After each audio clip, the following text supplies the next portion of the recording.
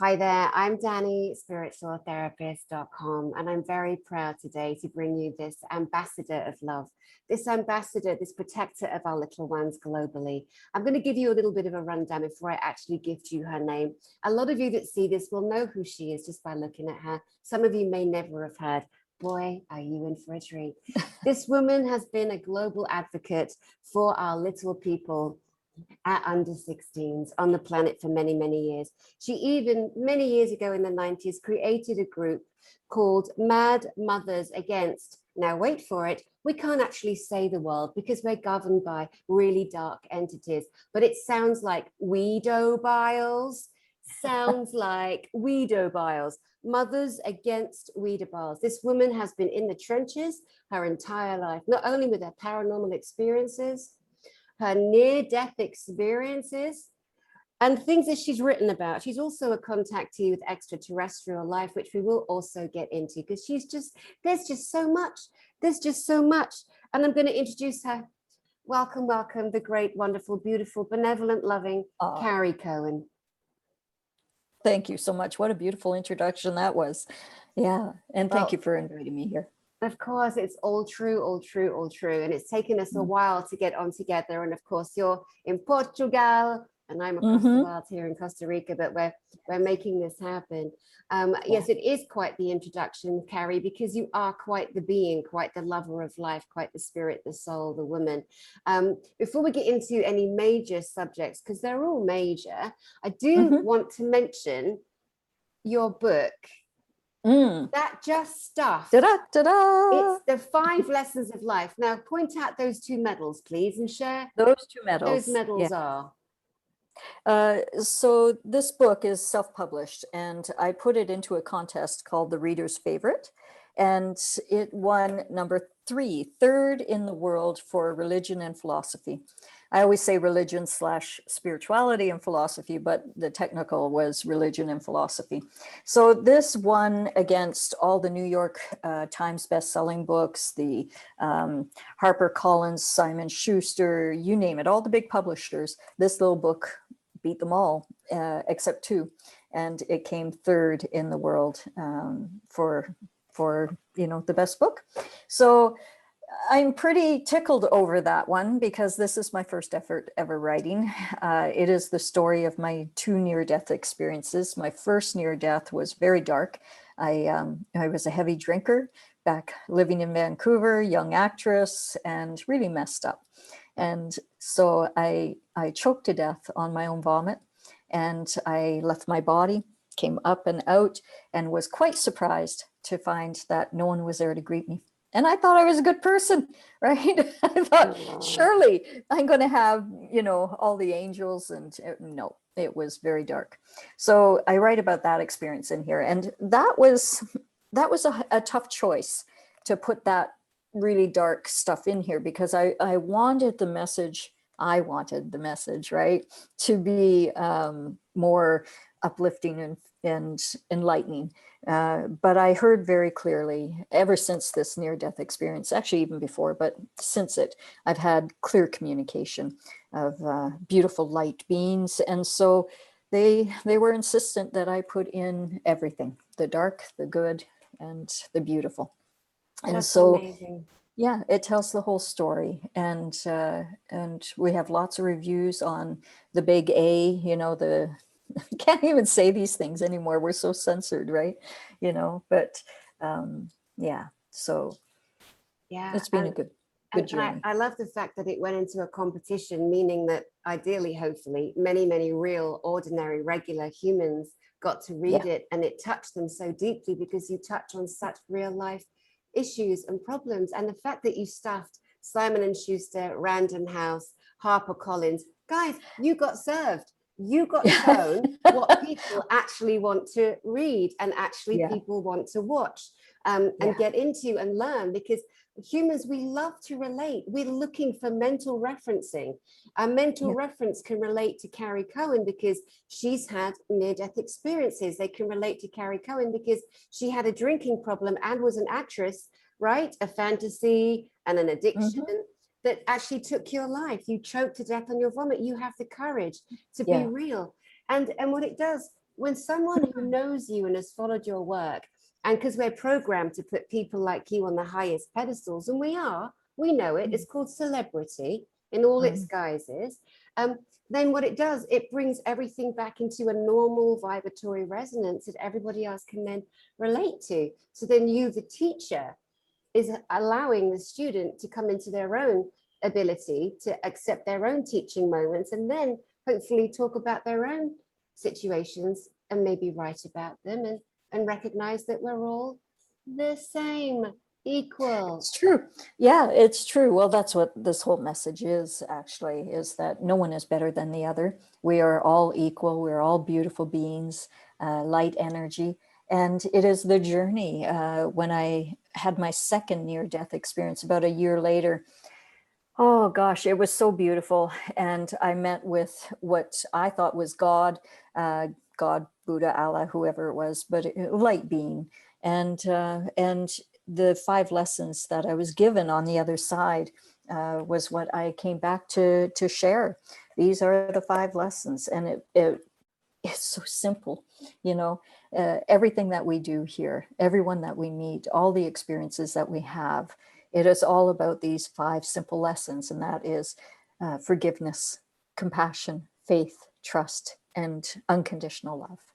And when you apply all of those to not only the other person, but to yourself, that's when we can really raise our vibration and come into a new way of living as a human global family. And I think that's ultimately our goal. What we're going through and what we've gone through, especially since 2020, it has been a spiritual battle, hasn't it? And I think that this is our time to recognize that, okay, what is humanity all about? And ultimately, war is not our thing. It is not our agenda. That is something that, I look at wars and I think, okay, who's behind them? What's the profit? And the true humanity would not want to go to war with other people. And so in order to resolve the big wars, we have to resolve the small wars in our life. And I've been doing that here, actually, even today. I think that a lot of people think celebrities or people that have written books or they've got their shit together, and they don't. Not at all. I can tell you that, the human experience is really a beautiful thing. And even today, this very day, I had the most beautiful healing with someone that I had been arguing with for some time over property, right? And gosh, we've had the most amazing week. We sat down, we had great communication. It's been good. And we practiced the 5 lessons, both of us, right? We both forgave each other. We both had compassion for one another. That's a big one. And I trust him implicitly. And I have faith that we're both on the right path, doing the right thing with the right people, right time. And of course, I unconditionally love them, he and his father. Yeah. So, when you write a book like this, okay, so this was interesting. You had asked me when I wrote this book. I finished it in 2014. And then I wrote a little bit more, and I think it was, no, it was 2014, because that was okay, forgive me, I'm getting ahead of myself. I finished writing and I heard a little voice say, stop celebrating, because we need you to wait 8 months before you actually bring it out to the public. And they didn't say stop celebrating, but they just said, wait 8 months. And I was like, wait 8 months? Why am I supposed to wait 8 months? I want to, I was celebrating. I was like with my children going, hooray, I finished this book, 27 years, yay, I finished it, right? And anyways, I went to the calendar, I circled the date, and that date was my father's death. And so I realized 8 months later that I had to, reanalyze and go, okay, why did Spirit want me to wait until my father had passed? And I realized that I wasn't practicing these 5 lessons of life with my own father. In the book, I wasn't as kind or compassionate with him as I should have been and could have been. Not should have, could have, would have, but I learned that in order to write this book, I actually had to live it. And I think that's been my greatest challenge because, man, you're a therapist. You have clients that come to you. I do as well. And I think a lot of clients come to us expecting us to know all the answers. Well, we still have our own issues that we are resolving ourselves. And that's what I found was that through this, I've had so many things that have popped up. And I was, I had to learn to practice these 5 lessons on a consistent level, right? A consistent basis in order to to proceed in life and to be a better human in, you know what I mean? It's just been, I don't know, I feel giddy today because I've had such a release. And I've let go of a lot of stuff. So I got to use the lessons again that I wrote about when I learned them in heaven, what we would know as heaven. Beautiful, beautiful. I'm going to come back to all of that because, again, you've raised so many really important points for everyone's mental, emotional, psychological, and spiritual state right now in this March. No, is it April 1st today? It is April 1st. Yeah. April 1st. What is it? April Fools. April Fools. Was it? There's a thing. A punch and a kick. No, damn it, I can't remember. I used to do it all the time. But it was something for April Fools. And then if someone gets you, then you go a slap and a kick for being so quick. They go like April Fools. Really? Yeah, slap and a kick. I've never heard that. Yeah. Yeah. So Carrie, goodness me. Okay, so many different ways to go. Yes, and kind of people's own kind of mental, emotional, spiritual cleansing, listening to someone like you, knowing that if you are permitted with this kind of universal truth and these laws and these unconditional tools to help humanity, that of course, if you are the advocate of that, you have to be the one who's really walking the talk. And there are so many moments where you're a teacher, then you're a student, because we're always learning. You go back and forth, don't you? Our clients, and people out there. And it's such a lovely thing for people who are setting out or stepping forward with their courage to say, I want to share my truths on YouTube, let's say. I want to write a book. And they go from being the teacher, the neophyte they think they are, into watching someone like you, into going, actually, I could help a sector over here. And then they become the teacher. But those teacher-student moments never ever stop, and nor should they, because for me that's when we're falling completely victim and into prison of the ego, and you're screwed, totally screwed. But you actually said it to me, let's play. And I think that's what life is. It's a dance, it's to play. And so sometimes you get really energetic and you get going, and then other times you'll waltz, you'll just kind of move a little bit, and then you get going again. And that's what life is. It is a dance. Sometimes you're the teacher and you're just energetic, and other times you'll be the student. You sit back, you learn, you listen, you observe, right? And yeah. So I came back from what we know as heaven. I heard it as the white void. And when I came back, they kept saying to me, Spirit kept saying to me, in the Council of Men who I met there, they kept saying to me that you got too much to do, you got to go back. And I was like, no, I'm not leaving here. This is too spectacular. It's everything that you always hear, right? That the love was so intense. How did you die? So can you turn your volume up a little bit? I think it's a little bit low. Sure. There we go. How's the volume now? Is that better? I think it's okay, but it's just, I think it's a little bit low, but hopefully everybody will be able to hear you, because nobody wants to miss out on this, Carrie Kohan. No one. So tell us how you died that time and how you woke up and what did you see in that whole experience, please?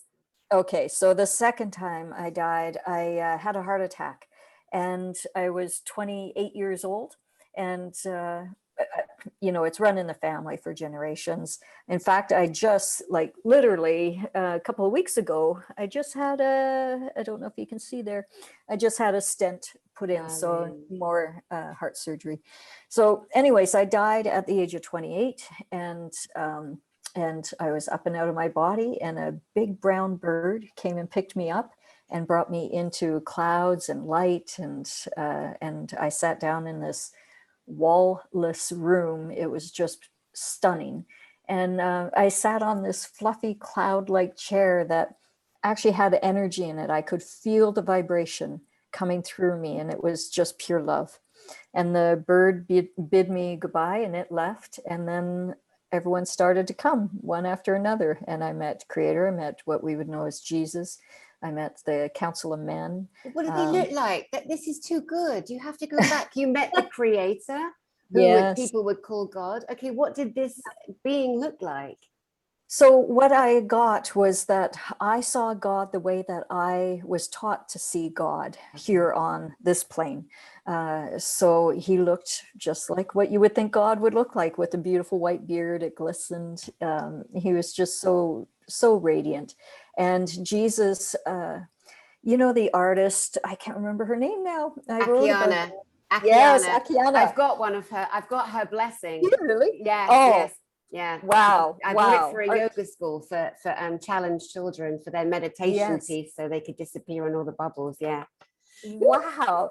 Oh my gosh. Okay. So when Akiana did her was it Prince of, I can't remember the name of the book. The Prince or of Peace.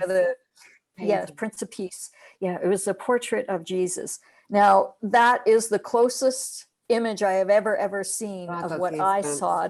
I know it's going to make me tear up, actually, because it just was so beautiful and so accurate. I'm getting truth bumps just running down my legs right now. Yeah. So that's who I met, and I got to sit with him at great length and have long discussions. Don't remember all of them. I was told that all the memories would come back in time when the time was appropriate. And when I was writing this, I actually got kidnapped by one of my girlfriends, Kathy. She said, okay, that's it. You're going to write that book because the story is so incredible. And so she brought me to a hotel room and she locked us in. And for 3 days, we ordered pizza, and I would write and she would edit. She would go, okay. And we would play with the position of each chapter, and we got it done in 3 days. It was, 24/7, and it was a girls' party, and we had so much fun. And so, what a beautiful friend. Yes, I want you to continue with the stories of you sitting with Jesus. But what I do want to do for those people who are going to see this and want and be going, who is Akiana? You know, I don't want to jump, and I never assume everybody knows what we're talking about. Right. So this little girl, who's now a young woman in her 20s, was painting these incredibly, from like 3 and 4 years old, paintings that will blow your mind. And her name is spelled Akiane. It looks like Akiane. It's Akiana. And her portrait of Jesus is, I think she named it the Prince of Peace, is the most beautiful. But there's also like a film about a little boy who died and went to heaven. And when he saw Akiana's painting, he's like, that's Jesus. So a lot of people, children and adults who've gone to heaven, let's say, and seen this being that presents as Jesus, they say the same thing, that is the closest representation that they've ever seen. Oh, it was very much. In fact, I'm just looking at a picture of it up here. This is my art studio. And so I had great aspirations to do the same, but show us, Carrie. Just one second. Yeah. I know you're enjoying this broadcast. There's so many layers to it. Carrie Kohan is just so fascinating and regular and normal, down to earth, and just so it's taped up on my and there it is. You did no. This is Prince of Peace. This is hers. Yes, so similar. Yes, this is a photocopy of her painting, and this is who I saw in the white void, or what we would know as heaven. No doubt, when I saw his face, I mean, look at that face. Isn't that beautiful?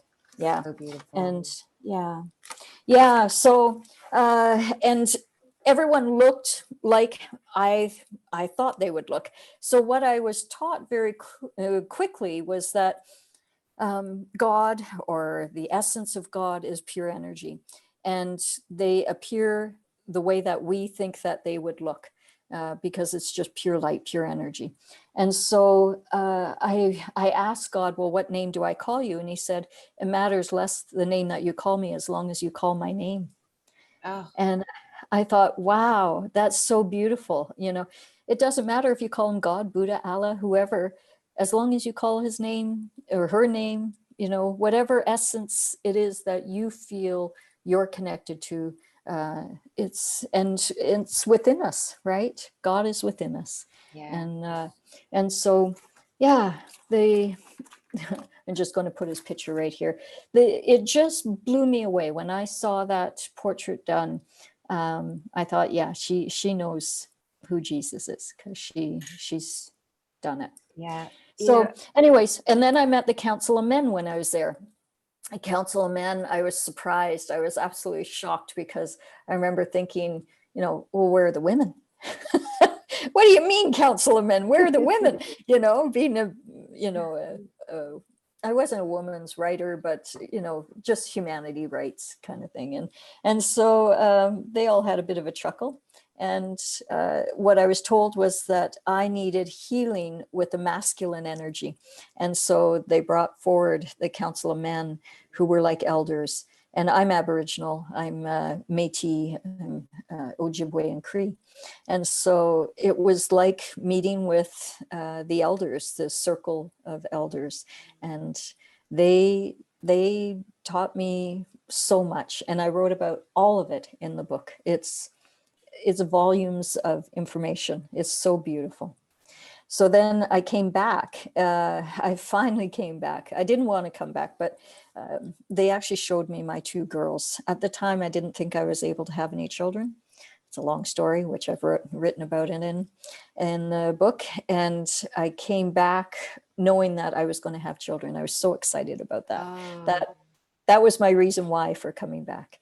And so once I was back, 2 years into giving birth, I had my first daughter. She was 2 years old. We were living in a northern community, way up north, British Columbia, Canada, towards Alaska, actually, very close to Alaska. And we had a 3-time convicted, it rhymes with fed, you know, fedable, fedopile. Weedabile. You know? Yeah, Weedabile. We had a 3-time convicted one of those, and he entered our house and tried to kidnap her and take her. And so, forgive me, the phone, I forgot to turn it off. So at that moment, I chased him out with a knife, and Good. Hope you stuck yeah. it in him. Yeah. Well, you know, I didn't know who he was at the time, but I knew he was in my house and he was heading towards a nursery. And so it wasn't until later that I found out he was 3-time convicted and his history. So at that time, it was 1998. No one was talking about this stuff. And so I started to, you know, wait and look for people that were actually doing something and that would be, you know, change makers and that were changing laws. And I looked for 2 years, basically. I started little things like town hall meetings, and right away I was doing that. But I was looking for someone big, you know, that I could support them, because I never considered myself a public speaker. I still get nervous doing it, funny enough, after all of these interviews. And so long story short, I ended up 2 years into it. I moved to Calgary and another incident happened. I thought, that's it. You know, that was a straw and that broke the camel's back. So I contacted our premier of the province, who would be like the, you know, the governor of the state. And he was wonderful, Premier Klein.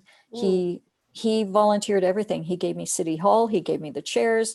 He gave me contact with the police chief and, you know, victim services and you name it. And we had the first rally in Canada in 2000, 1999, 2000. And it was the first of its kind to really support children in protection.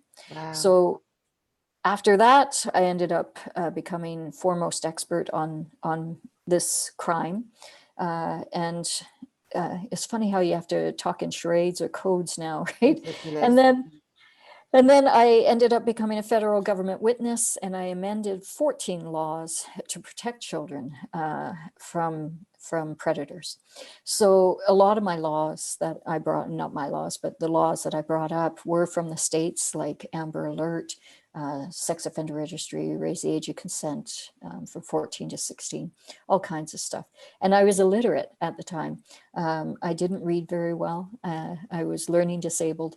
And so I had to teach myself to read. I had to, teach myself all of this stuff. And I had a great assistant initially. Her name was Catherine, and she would do all the research for me, and then she would phone me.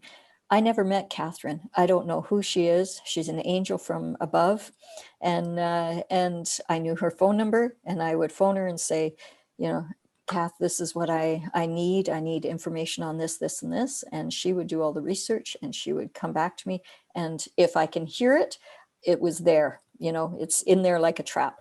And so I was able to regurgitate it very, very quickly. So my learning disability is that the input for reading, not so great, but the output, fantastic. Yeah. So I ended up, becoming foremost expert and changing all of these laws. So then Carrie, sorry, darling, Yep. there's just Okay. so much to you. And I I just know. want to jump in and capture what I feel the audience watching will go, hold on, what about this? What about that? Because Yep. there's just so much, so many beautiful layers.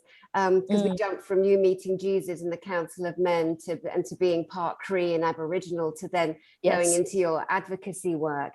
What I want to say to the people watching is, you're looking at a woman who, as a little girl and a young woman, had an issue with, learning to read and write, and yet her passion, her drive, her love for the little people on our planet, our babies, overrode that, and she found a way. She didn't let that be a block, which is such a hardwired program in our brains for thousands of years. You're too stupid to learn how to write. Just mark an X here.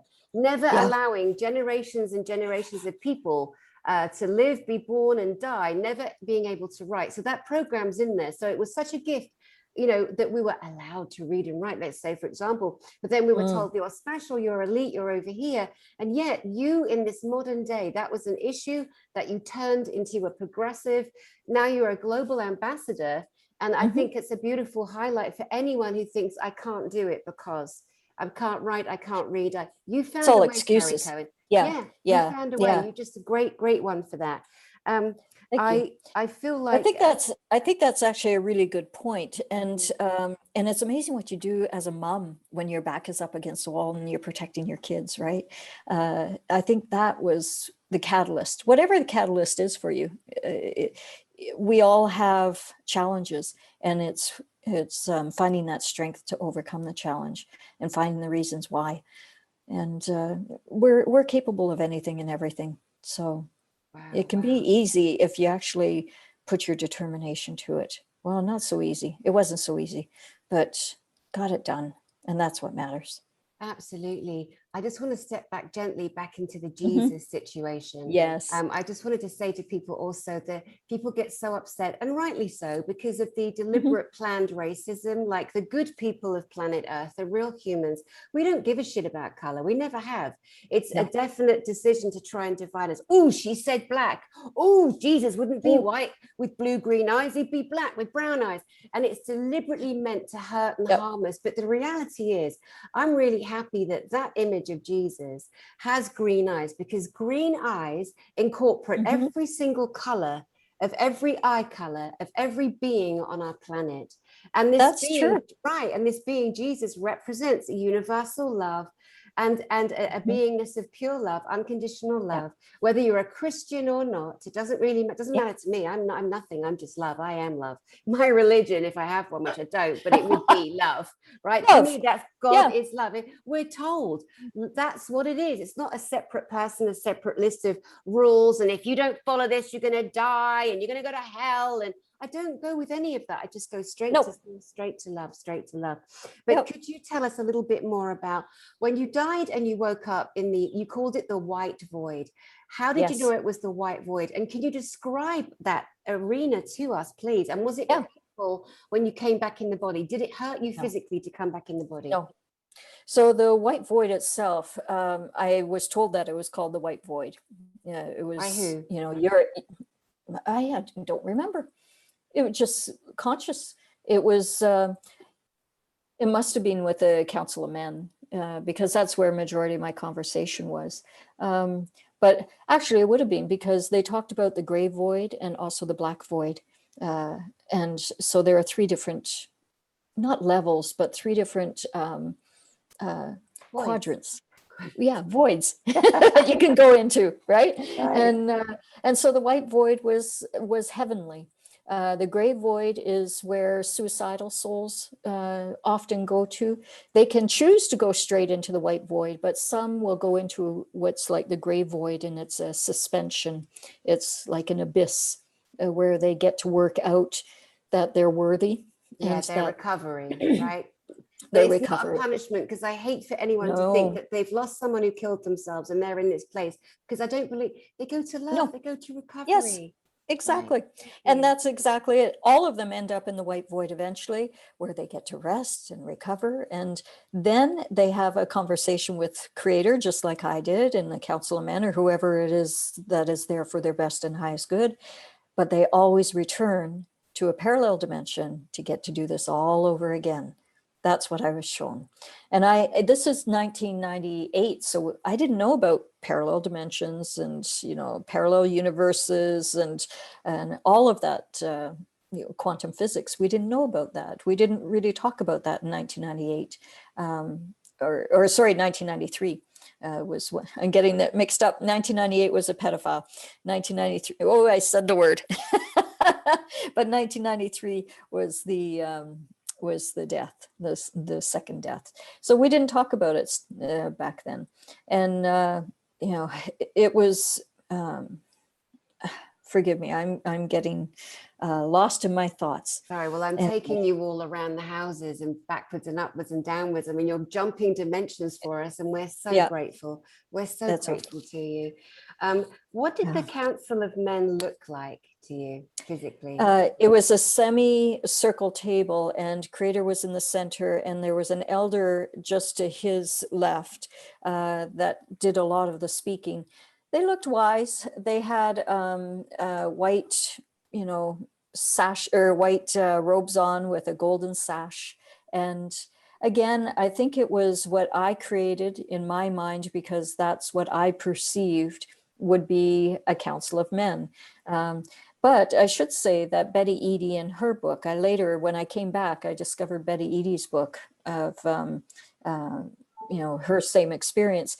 And she wrote about the Council of Men. So that was my confirmation, was that, oh my gosh, I'm not the only one. And her experience was so similar. It was so similar that Wow. it gave me goosebumps, because I realized, okay, so it really did happen. It Right. really did. Were Yeah. the men all different color skins and ages? I would say they had different tones of skin.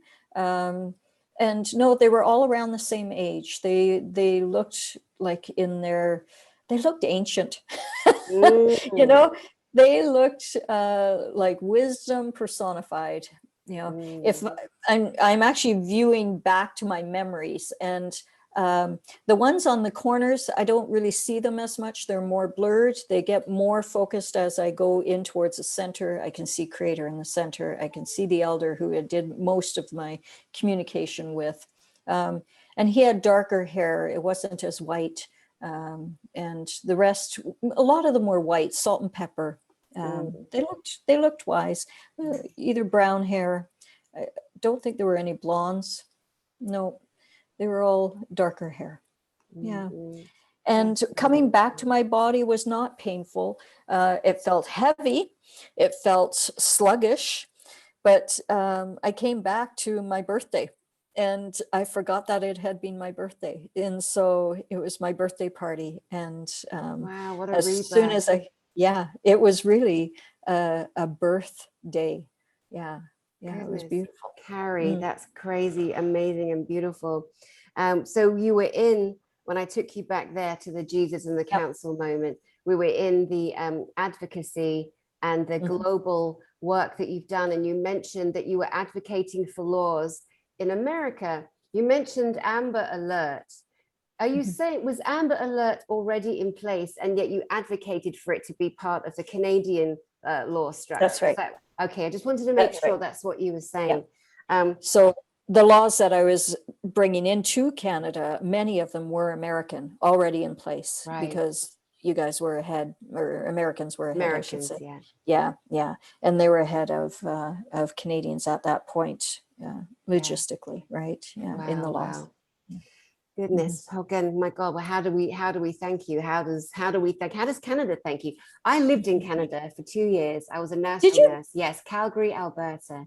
And I know Calgary. I lived there. Yeah. I loved Electric Avenue, where all the discos were.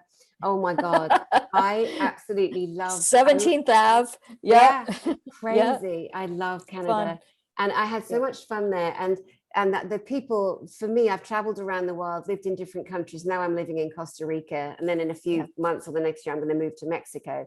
But when I was in Canada, I remember thinking, God, these are the people I've met so far in the world where I've lived that are the most like the British, with their, their funny, stupid, childish, great sense of humor. Not saying Americans are hilarious too, but there's a difference. Yeah, absolutely. Yeah, it's like we are a Commonwealth country, right? So we definitely come from Britain. We have a lot of history with Britain, and my husband, actually, you were asking how I came to Portugal. I went online, and my daughter was like, "Mom, you've been single for too long. Come on, get online." And so I did, and I met my future husband, who is British. And so who knew that a girl in Canada could meet a guy in Britain, fall in love online, talking every single day on these, the big computer, the Mac computer was massive.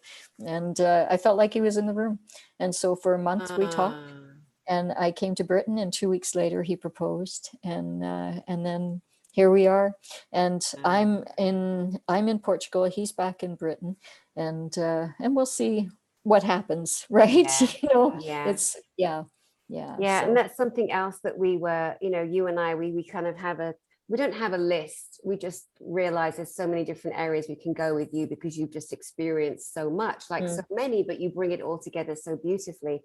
And we touched on mental illness, which is such an important subject, and people in their families, they are breaking up. None of us have felt this crushing pressure ever in our lives. It's not possible. And the entire world, the pool of consciousness, everything is completely condensing in on each individual person.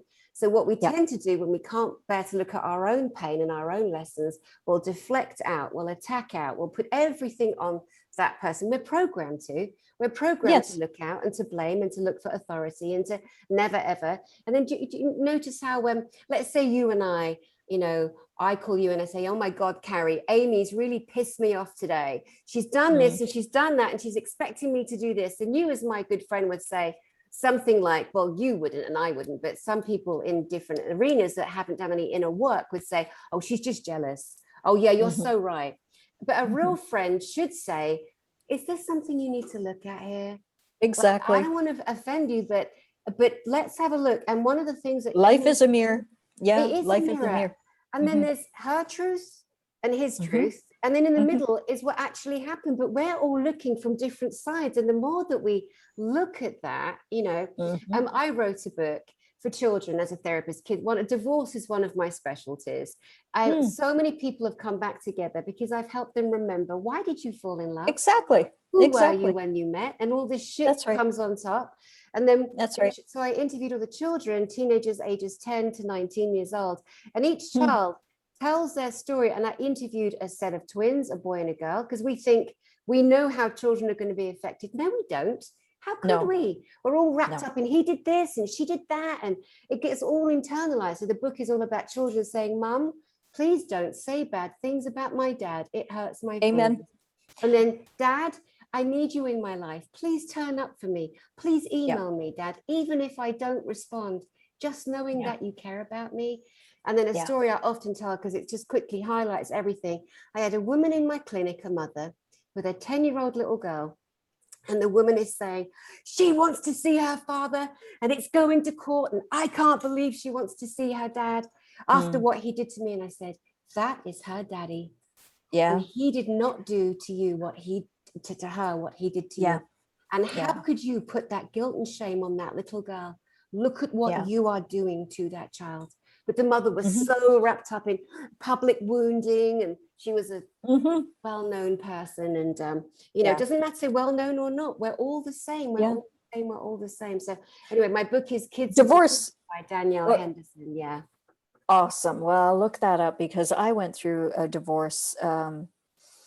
It was a long, long drawn out divorce. And so I know what you're talking about. You know, I think that goes back to the 5 lessons of life again, because when I came back, you know, you remember to forget some things. And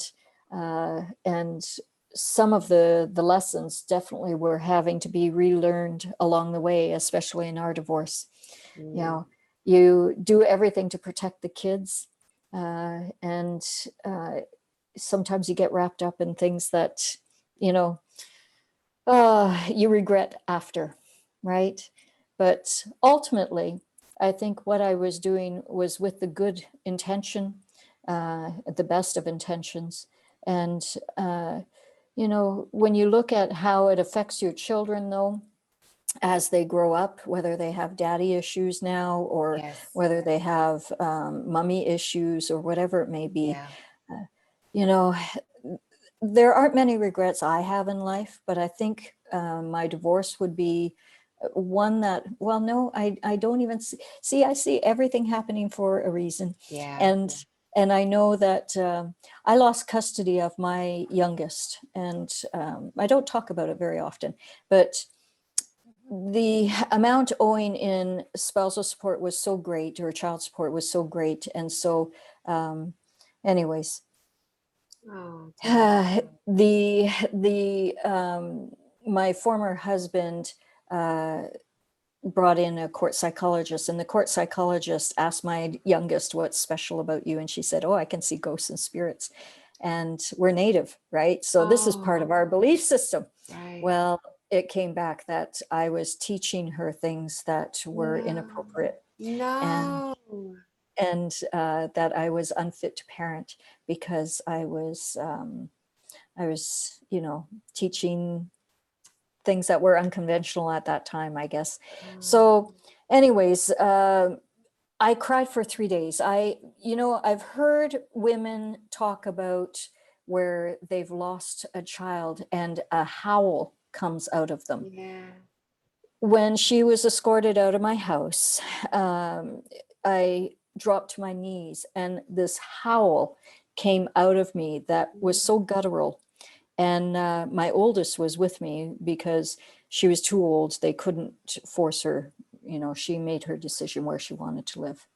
And so she was there. And I feel for her often because, you know, she had to become the mom there where I was incapacitated for 3 days.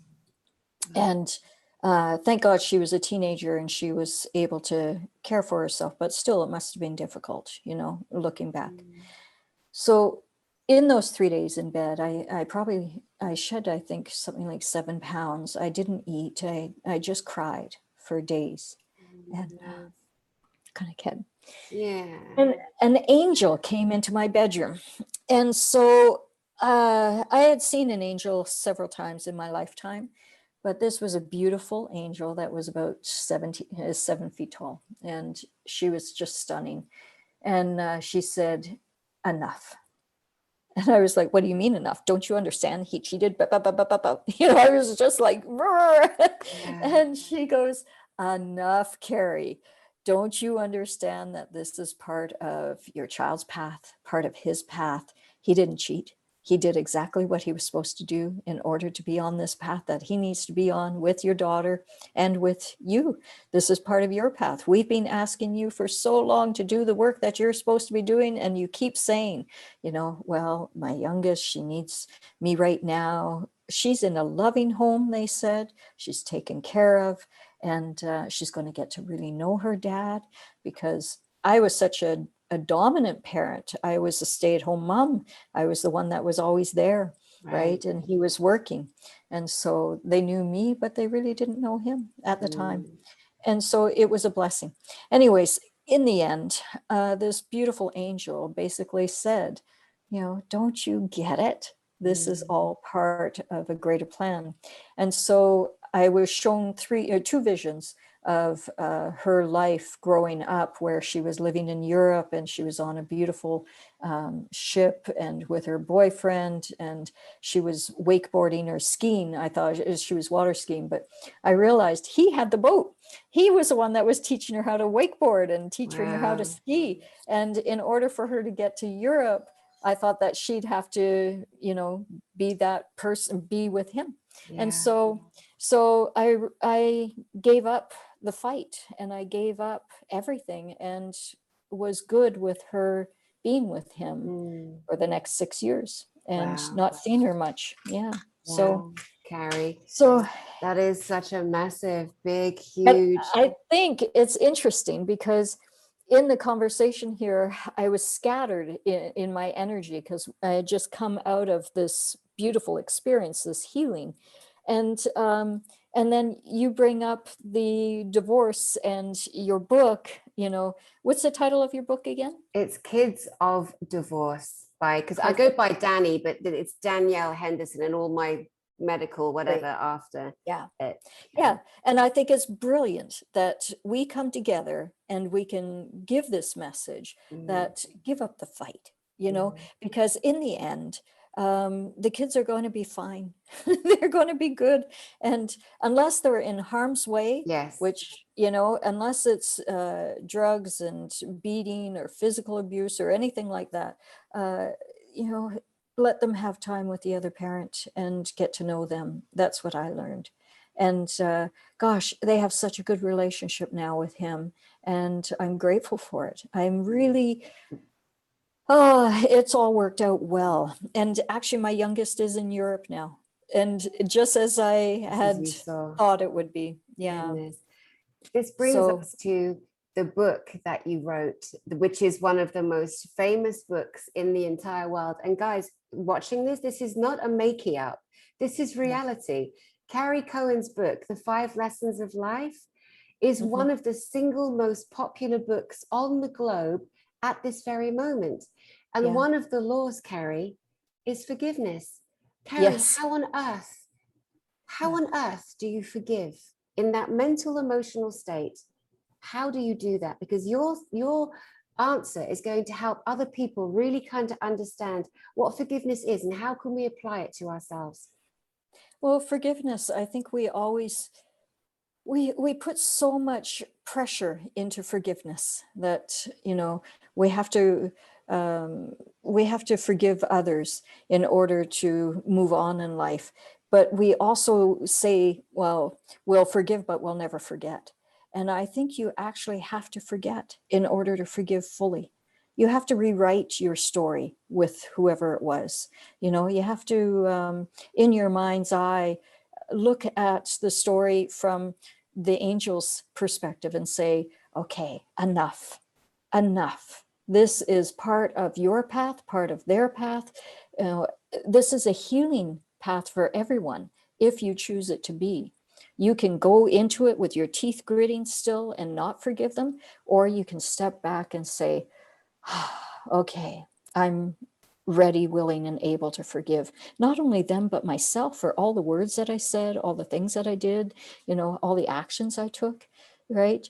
But also theirs. And in that forgiveness, that's where we find the healing, not only for ourselves, but for them and for humanity as a whole. I always see us as being cells in a body, and we can be toxic cells, we can be cancer cells, or we can be healthy cells. We can be T cells, we can be white cells, we can be red, beautiful blood cells, right? Carrying the oxygen, carrying the love. And so, when we look at ourselves in that format, that we are all cells within this beautiful Gaia, this beautiful body, universe, one song, right? when we look at that and realize it's our responsibility to be loving beings, it's our responsibility to put away the fight and put away the, and believe me, I'm the one to do this, right? This has been my life, especially since coming to Portugal. My goodness, I have had so many challenges that I've had to go, okay, come on, Carrie, gotta practice this enough. And I believe, okay, as a therapist, as people coming with clients, often I'll say to them that, or they'll say to me, oh, I finished the session, it was fabulous, but when I left, there was a but, because I felt like, God was testing me. And I say, no, God isn't testing you. He's actually giving you the opportunity to apply what you just learned, right?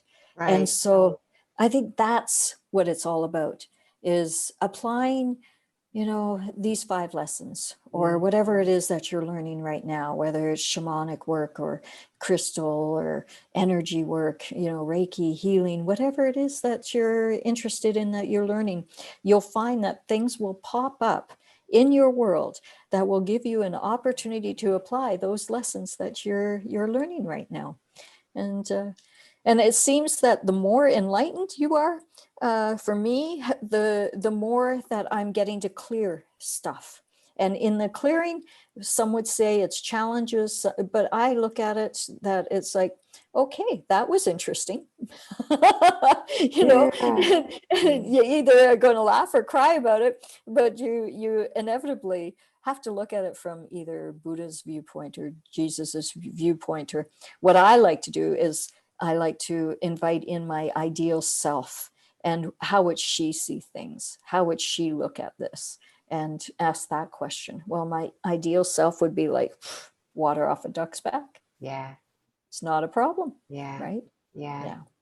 It's really crazy. I think one of the greatest gifts we have as human beings is the knowing that it doesn't matter who someone is, how much they yell, scream, fight, bully. If you've got an abusive woman, let's say, screaming in your face here, and right here, and really intimidating, and let's say that you've always known this energy, always shut you down, even in that 1 second of awareness of inside your own mind, whether you're a child, a male, a female, an adult, and you've got this energy coming at you, you can decide, looking at the face of that abusive energy, to decide how you're going to feel about this. And there's such ultimate power in that one decision, because that being, that negative horror, cannot make you, being the abused, feel a certain way unless you allow it. Feel a certain way unless you allow it. You get to have that thought. You give permission. Right. And you give permission. And you teach people how to treat you, right? Yes. So I actually, someone is at my door. I'm going to have to call this a day, because we're at that time. I totally agree with you. We teach people how to treat us, and we have a responsibility.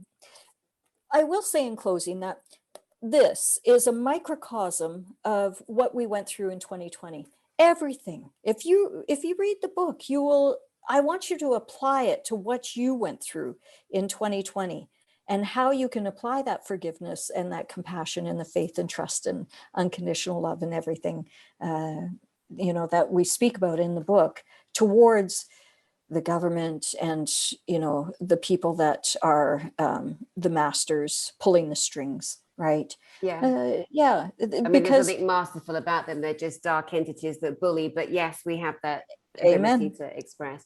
Amen. Carrie, we could have gone on for another 2 hours, girl. We're going to have another conversation. This is just beautiful. Darling, thank you so much for gracing us with your presence today. Love you too. Thank you so much. Love your energy. You are beautiful. And I'm sorry, I've got my next appointment, so I got to run. All right, darling. Well, we'll see you soon. We'll see you soon. Bye, Angel. Bye. Bye, hon. Bye, everyone. Oh my goodness, what a gift. What a gift. Carrie Kohan, Kohan, and I'll put all her details underneath. I've watched that lady, I think for the last 18 months. A friend of mine, Asha, who's also Canadian, pointed me into Carrie's direction. And I think I've seen about at least 7 hours of her broadcast. And she's a gift. There are so many people who are a gift to us, and we know that. I just hope I'm still recording. I think I am. So one of the things that we spoke about before we came on together to share information with you guys was the fact that we do have choice to decide what we're going to believe. And we were both talking about, there are lots of people in this, and I don't like, me, Dani, personally, I don't care for labels. Oh, the truther community. The hell is that? The truther community. A community to me is like it's an arena, or it's a group of. We're not in a group. If we're in a group, we're in the human race. We're in the human group. All of us, humanity, boots on the ground. Whether we're hybrids, full humans, it doesn't really matter. But a lot of us will notice that, you know, we are all listening and watching people who are giving us information, and it's absolutely wonderful. I mean, there's so much growth happening. There's so much psychological healing happening, mental, emotional healing happening. There's so many people who are like, I had these experiences with off-planet beings and nobody ever believed me. But now that other people are talking about it, it's given me a new sense of confidence that I feel like I can share. And even if you decide not to share your experiences online, because not everybody needs to, I don't share everything about my connections with my Pleiadian sister online. There's no need to.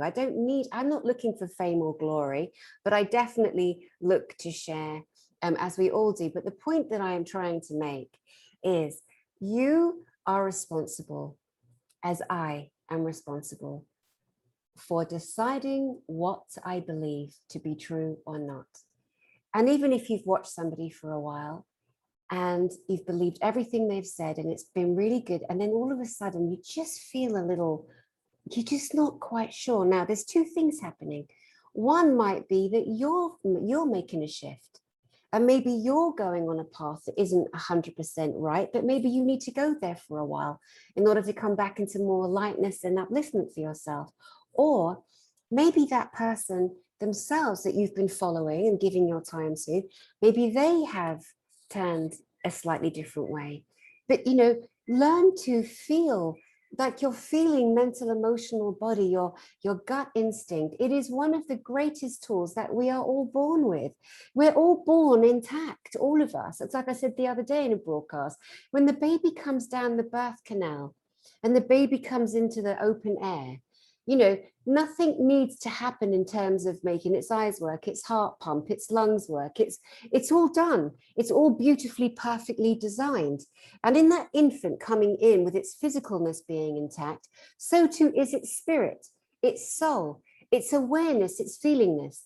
So we need to keep remembering that even though as children from day one, we're shut down because people are looking after us, it's not their fault. But always trust your gut, your primal, your most deepest level, you know, and be very careful of people like me who say things like this. I could be full of shit.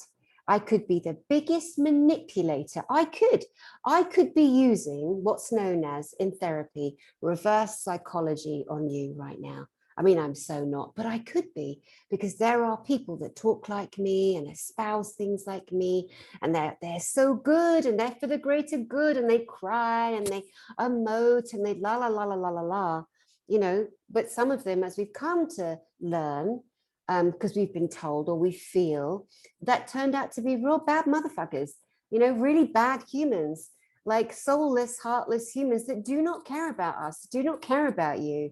So your greatest gift to self right now is to be an individual, is to recognize that you took on a beautiful body, a vessel, a container, a ship, a body to experience life in, and that you are in charge of your thoughts, your mind, your soul.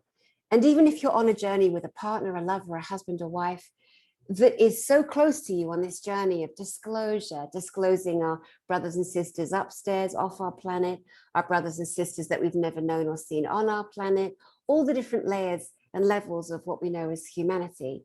You know, even if you're really, really one-to-one with that person, you are still allowed to disagree and question and go a different route on a certain person. Now, me, I've made some errors, and on my beautiful but mighty channel, my small but mighty channel, my Dani spiritual therapist, it really has become a bit of a mini Gaia, you know, mini Gaia, mini Earth, mini that lovely TV show series on the internet. You know, if you felt like you were a mermaid, an angel, an alien, an off-planet person, go on my channel, because there are people that have the same experiences as you. Some of the greatest I consider speakers of our time: Elena Danaan, Alex Collier, Dr. Michael Salla, people like Sasha Stone, who has bringing and brought technology. Now, you may get triggered by one of those names. That's okay. It's okay. It's like people are hearing a lot about the Freemasons.